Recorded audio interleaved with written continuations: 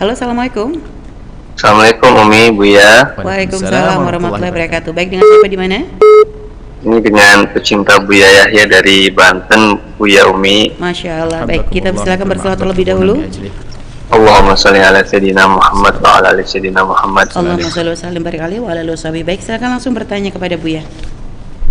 Assalamualaikum Buya, gimana kabarnya Buya? Alhamdulillah, Masya Allah, terima kasih. Semoga sehat selalu Buya. Alhamdulillah. Terima kasih atas doanya, Masya Allah, jazakumullah. Khair. Punten Buya, Fakir mau izin bertanya 2 pertanyaan. Pertanyaan yang pertama terkait idza'us sawab Buya. Jadi latar belakangnya akhir-akhir ini banyak sekali berita kematian Buya. Kebetulan Al-Fakir juga dapat, alhamdulillah dapat ujian dari Allah juga. Kemarin nenek Al-Fakir sendiri yang mengurus dari Allah. kecil dipanggil Allah. Insya Allah Al-Fakir ikhlas, itu pun karena COVID-19 insya Allah Syahid mati termasuk kategori masih syahid. Nah. Akan tetapi sebagai seorang anak ada kerinduan untuk selalu sambung, yang selalu di amanahi oleh Buya, selalu sambung dengan orang tua walaupun udah wafat. Nah, tapi akhir-akhir ini Fakir ingin lebih intens lagi mengirimkan pahala kepada beliau.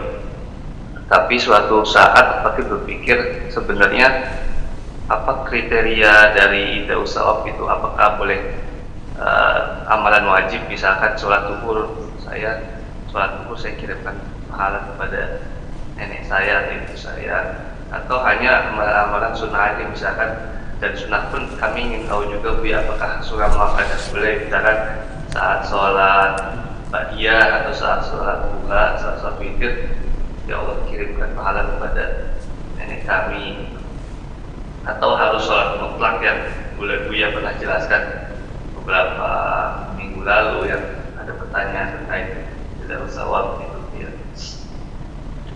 Dan beberapa amalan-amalan sehari-hari, misalkan saat bekerja kan ada niatnya, apakah boleh dikirimkan juga, atau saat membaca Hadat ataupun baca wajib yang lain, karena kita ingin sambung tiap hari, bisa kan dikirimkan gitu ya.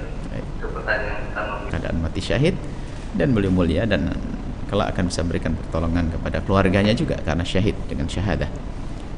Dan semoga keluarga, putra putri, nenek, cucu termasuk Anda senantiasa dijaga oleh Allah, diberi segala kebaikan di dunia dan di akhirat. Masalah idza'us tsawab adalah masalah yang sudah sebetulnya tidak ada perselisihan dalam hal ini. Hampir disepakati oleh para a'immah, idza'us tsawab itu ada. Dan kalaupun ada orang mengatakan itu bid'ah dan sebagainya, adalah pemahaman mereka saja yang sangat bertentangan dengan pemahaman pendahulu-pendahulu. Tidak ada dinukil dari orang pendahulu yang mengatakan itu bid'ah. Bahkan perbedaan, kalaupun ada perbedaan itu kecil sekali, adalah nyampe atau tidak nyampe. Jadi masalah, dan kita juga menulis tentang idza'us tsawab, mungkin bisa dilihat, dan kita sambungkan antara idza'us tsawab dengan istighosah dan yang lainnya, supaya tahu hukumnya, agar kita menjalankan sesuatu itu dengan benar-benar dengan keyakinan. Idza'us tsawab adalah ada dan diperkenankan, tidak ada larangan, dan bukan sebuah bid'ah. Dan makna idza'us tsawab menghadiahkan pahala. Cuman gambarannya adalah, umumnya adalah Al-Quran, membaca Al-Quran atau yang lainnya, lalu dihadiahkan pahalanya. Ya Allah, sampaikan pahala apa yang aku baca kepada orang telah meninggal dunia. Di sini bukan tempatnya untuk berhujjah tentang itu, mendatangkan hujjah itu, akan tapi ingin menjawab pertanyaan Anda, apakah hanya terbatas kepada amal-amal membaca Al-Quran, yang membaca Al-Quran yang dirapikan, yang disebut dengan istilah tahlilan itu. Tadi tahlilan itu sebenarnya maknanya idza'us tsawab. Sebab tahlilan itu membaca ayat tertentu, kemudian membaca zikir tertentu, kemudian di pungkasannya imamnya membaca Allahumma usil wa taqabbal thawaba ma qara'na minal Qur'anil azim wa usil thawaba ila habibina sayyidina Muhammad, dan seterusnya. Itu kemudian amalan apa saja, tidak ada batasnya, semua amalan. Dan sebetulnya yang lebih bernilai di sini adalah nilai ingat Anda kepada orang yang telah mendahului Anda, apakah ibunda atau ayah Anda. Nilai ingat itu yang mahal. Orang bisa saja berdoa, berbaca macam doa, akan tapi belum tentu mengingat orang-orang yang dicintainya, karena mungkin dia terlalu terpesona dengan harapannya pengen sukses, akan tapi sampai lupa. Nggak begitu seharusnya. Seharusnya justru itu, seperti Anda yang sampaikan, menunjukkan bahwasanya Anda sambung hati dengan nenek.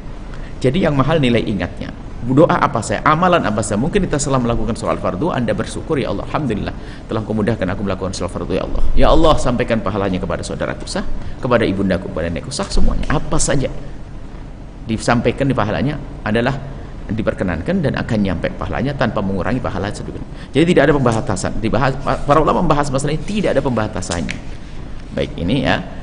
Semoga Allah mudahkan kita. Tidak ada fardu, sunnah, apa saja, Anda sedekah, infak, segala macam, nyampe semuanya insya Allah. Jadi Anda bisa melakukan itu semuanya, dan yang perlu Anda perhatikan adalah yang paling penting dan paling mahal adalah nilai daripada ingat Anda, itu adalah tanda bakti.